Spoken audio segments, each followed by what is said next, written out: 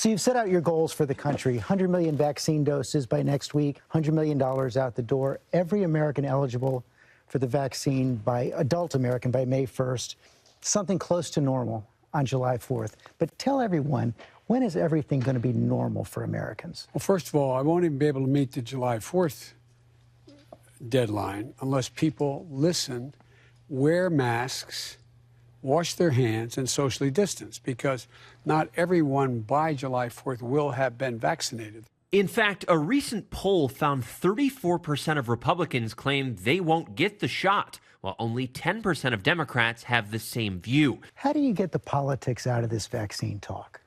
I honest to God thought we had it out. I honest to God thought that once we guaranteed we had enough vaccine for everybody, things would start to calm down. Well, they have calmed down a great deal, but I don't understand this sort of macho thing about I'm not going to get the vaccine, I have a right as an American, my freedom to not do it. Well, why don't you be a patriot? Protect other people. Biden has set out to publicize the biggest achievement of his young administration, the landmark American Rescue Plan, a $1.9 trillion COVID relief bill, one of the largest spending packages in American history. The legislation extends unemployment benefits, increases the child tax credit, provides money to reopen schools, funds vaccination centers, gives aid to local governments, and working families receive a $1,400 per person stimulus payment. The American Rescue Plan is already doing what it was designed to do, make a difference in people's everyday lives. The legislation passed without a single Republican vote. The Senate has never spent $2 trillion in a more haphazard way. But polls show the package is popular with more than 60% of Americans. One of the things that, if you notice the criticism of the COVID relief package from my Republican friends, is they say it spends too much money and it gives too many tax breaks. Well, 60% of all these tax breaks go to the bottom 60% of the population. Those $1,400 payments began hitting bank accounts last week, and about $90 million have been sent out since, totaling more than $242 billion. Yay! Stimulus, thank you. We have some great groceries for tonight and some fresh vegetables and fruit. Single father and salon owner Keith Walker's stimulus check was deposited in his account this week. Hey guys, it's so exciting. I checked my bank account this morning and I had my $1,400 stimulus in there, which was great news and so needed. For him and his 4 children in Virginia, that extra money couldn't have come at a better time. Hi. That was an amazing a thing because the kids needed shoes, so I was able to get shoes for them. We first met the salon owner in the early days of the pandemic. Here's all the paperwork that I work on every day. These are applications for loans, emails that I reply to, the lovely unemployment letter of denial. I don't know what's going to happen. It's kind of crazy. His salon was forced to close, and he was forced to reimagine his business, relying on unemployment. So the extra $600 a month from unemployment really helped, going down to $158 a week. I don't know who came up with that figure, but it's not a good one. But those benefits expired last summer. All of the bills are rolling in, need to be paid. Since then, Walker has reopened his salon, but business has not yet recovered.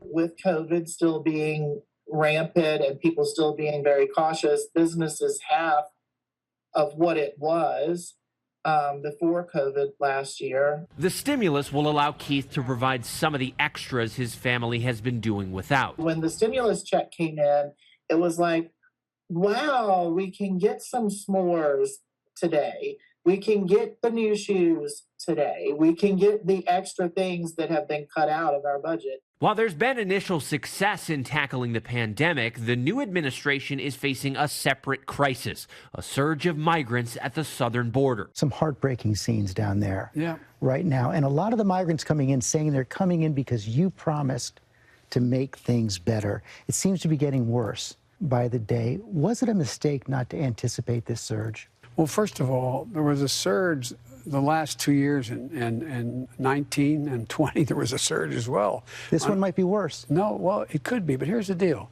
First of all, the idea that Joe Biden said come, because I heard the other day that they're coming because they know I'm a nice guy and I won't do what Trump did. They're saying this. Yeah.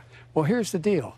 They're not. The adults are being sent back, number one. Number two, what do you do with an unaccompanied child that comes to the border? Do you repeat what Trump did? Hold them in cells, et cetera? We're not doing that. So what we're doing is we have brought in HHS and also brought in FEMA to provide for enough safe facilities for them to not to get out of the control of the Border Patrol, which are not designed to hold people for long periods of time, particularly children, get them out of those facilities.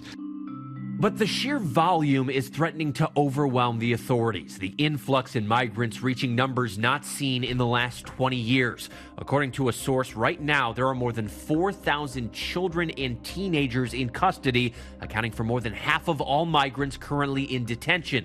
DHS says single adults and most families are being turned back. ABC has been repeatedly denied access to those detention facilities, the administration citing COVID and privacy concerns, instead releasing their own footage last month. How young are we talking? We saw the whole spectrum from 1 to 17.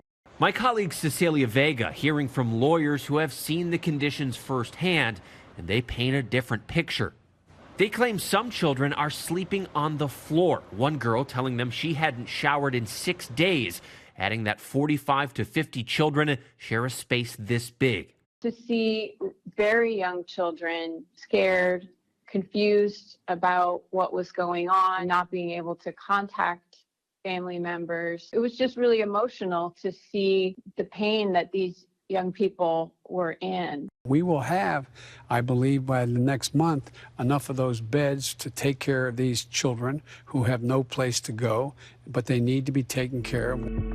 The administration's now bringing in reinforcements to transport kids to other facilities, and Republicans pushing for a tougher immigration stance, quick to jump on the rising numbers. A delegation traveling to El Paso this week for a first-hand look at the situation, pinning responsibility on the new administration and what they say is a more welcoming invitation than the crackdown enforced by the Trump administration. This crisis is created by the presidential policies of this new administration. There's no other way to claim it than a Biden border crisis. The response from the Biden administration was swift. We are saying, do not take the dangerous journey now. Give us time to build an orderly, safe way to arrive in the United States and make the claims that the law permits you to make.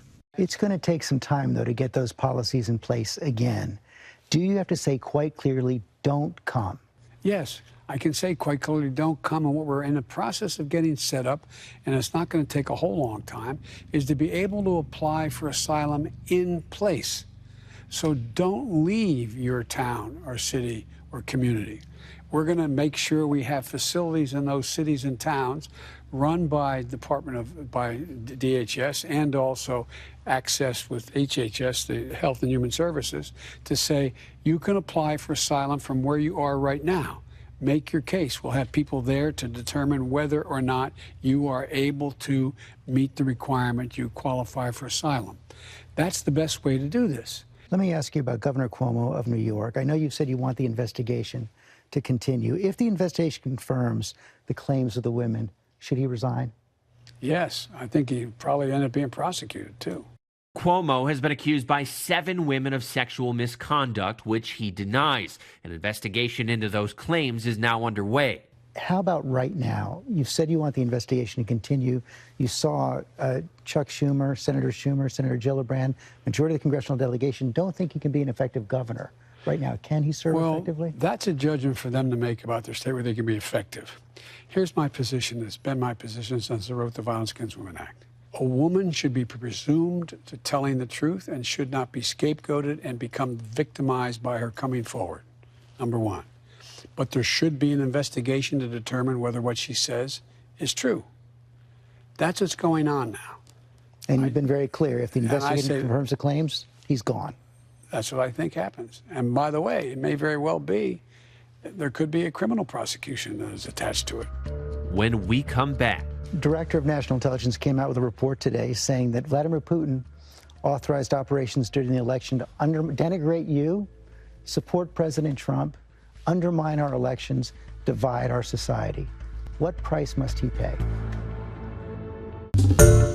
Hi, everyone. George Stephanopoulos here. Thanks for checking out the ABC News YouTube channel. If you'd like to get more videos, show highlights, and watch live event coverage, click on the right over here to subscribe to our channel. And don't forget to download the ABC News app for breaking news alerts. Thanks for watching.